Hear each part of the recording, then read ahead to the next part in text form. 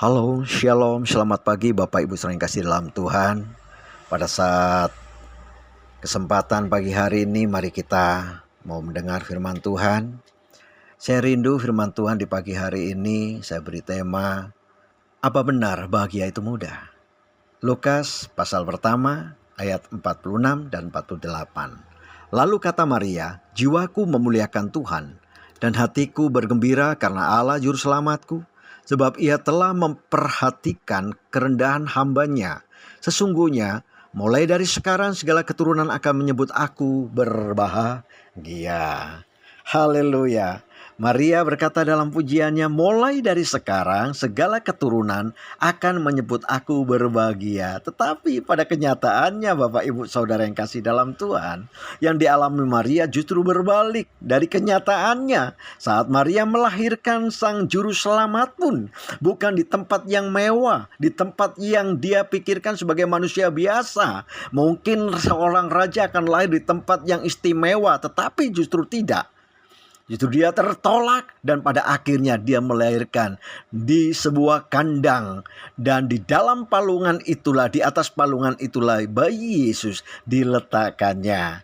Satu, kata bahagia seakan-akan bagi manusia sudah sangatlah jauh terjadi pada Maria. Yang kedua, kebahagiaan yang Maria katakan pun tercoreng oleh karena kehadiran Yesus di muka bumi ini benar-benar membuat banyak orang yang gundah gulana, gelisah, ketakutan. Sehingga emosi amarah tercipta dan seorang raja yang bernama Herodes pun memerintahkan anak buahnya untuk mensensus semua bayi yang di usia 2 tahun ke bawah. Mereka semua harus dibunuh, dilenyapkan. Karena Herodes tidak mau melihat persaingan terjadi. Di mana kebahagiaan Maria? Bukankah dia bukan bahagia tetapi ketakutan? Haleluya. Ternyata kebahagiaan Maria tidak bisa dibendung oleh karena kekerasan. Kebahagiaan Maria bukan tidak bisa dibendung oleh karena kekurangan. Tidak.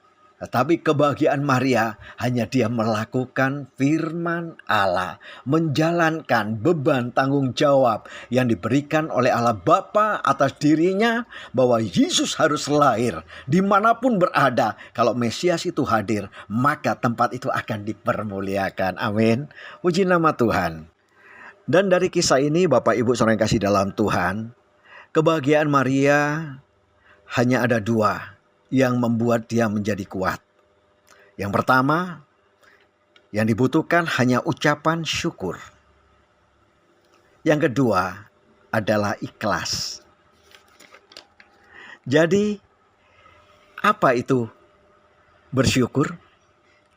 Bersyukur artinya berterima kasih atas segala nikmat dan anugerah yang Tuhan berikan. Maria hanya bisa bersyukur. Apapun keadaannya, dia tetap berkata bahwa apa yang difirmankan Tuhan iya dan amin. Sehingga dia bisa berjalan, melangkah, dan menanggung semua apapun yang terjadi atas dirinya. Dan dia memiliki keyakinan bahwa Tuhan pasti tolong dia. Dalam 1 Tesalonika pasal 5 ayat 18, Paulus mengajarkan dengan kata mengucap syukurlah dalam segala hal. Sebab itulah yang dikehendaki Allah di dalam Kristus Yesus bagi kamu. Sekali lagi, mengucap syukurlah dalam segala hal. Jadi Bapak Ibu saudara yang kasih dalam Tuhan, mengucap syukur dalam segala hal ini sudah dialami oleh Maria. Maria paham betul. Bukan saat dia kelimpahan dalam kelimpahan lalu dia berkata, Tuhan Bapa yang baik. Bukan karena Maria di dalam fisik yang sehat, kekuatan yang maksimal dan lain sebagainya, lalu dia berkata bahwa Tuhan baik. Bukan di saat orang lain memuji dia, lalu dia berkata Tuhan baik. Mengucap syukur itu tidak seperti itu. Ada di baliknya ya. Kalau ada kelimpahan berarti ada kekurangan. Kalau ada kesehatan ada sakit. Ada pujian, ada penghinaan.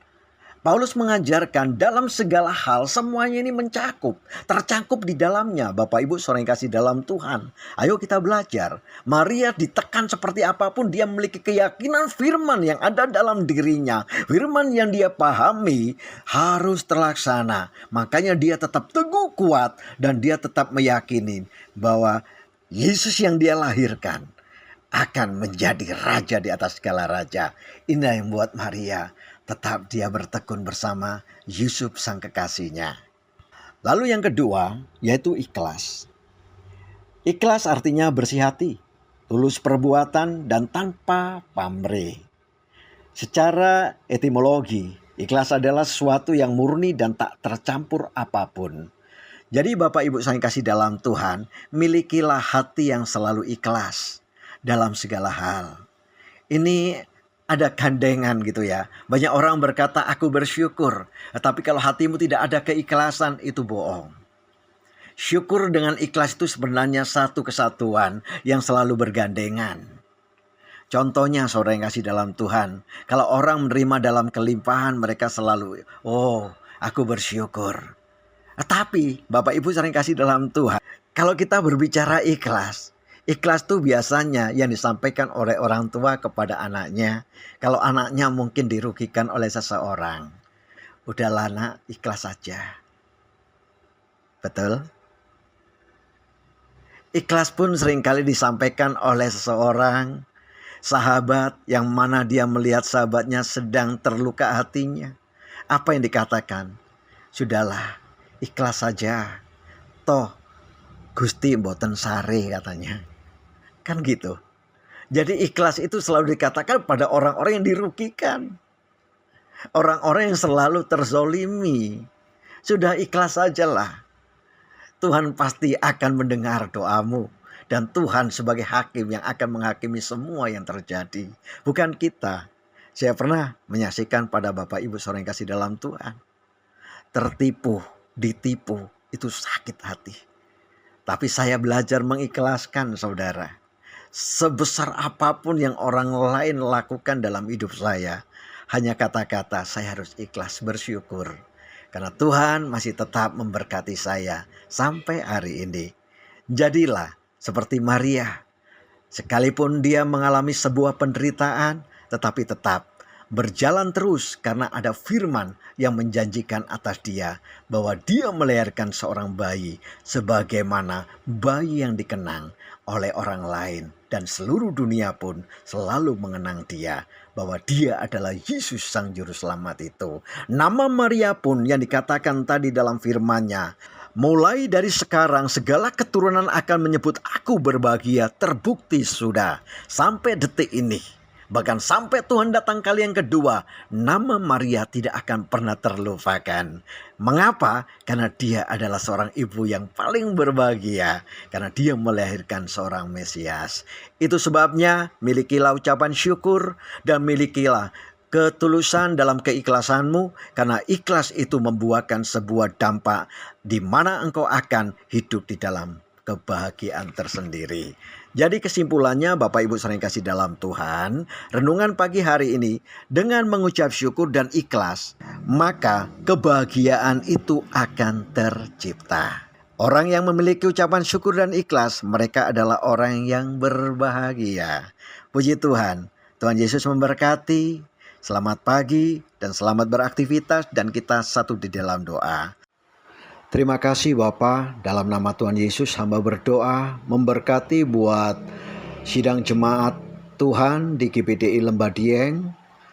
Dan hamba rindu biarkanlah firman-Mu selalu menjadi rema, berkembang bertumbuh, mengubah di dalam kehidupan seluruh umat Allah dan hamba-hamba-Mu.